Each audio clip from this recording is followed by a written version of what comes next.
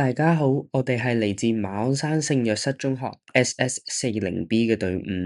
我哋嘅作品主題係鄭和下西洋。喺外觀方面，我哋選用咗代表中國工藝巔峰嘅青花瓷藍色圖案，唔單止呈現咗海上絲綢之路嘅美感，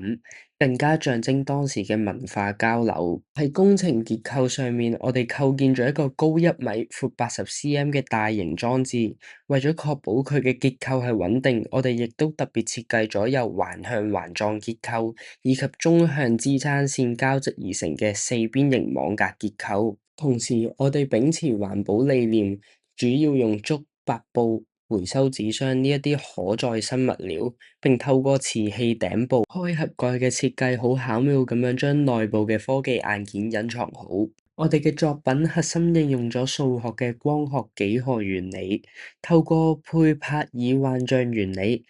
早前預先設置好嘅透明膠板會折射呈現該文物懸浮喺半空嘅效果。透過立體視覺上面嘅錯誤，令到平板電腦嘅影像懸浮喺空間入面。除此之外，我哋嘅系統亦都內置咗工作流自動化同埋邏輯條件門。第一，攝像頭偵測到手掌張開嘅時候，就會觸發機械進行180度旋轉幾何位移，之後亦都會自動歸位，帶動輸送帶來回移動，從而模擬船隻喺海上行駛嘅樣。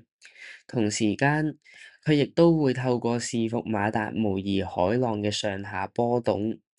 第二，若果偵測到握拳，系統會即刻執行 Stop All Machine 嘅指令，即時終止所有運作。為咗體現智能管理，我哋嘅團隊亦都開發咗一個線上自動化管理系統，透過動態嘅數據庫，後台數據亦都會根據用戶輸入嘅資料即時更新內容。而我哋主要有幾個頁面嘅，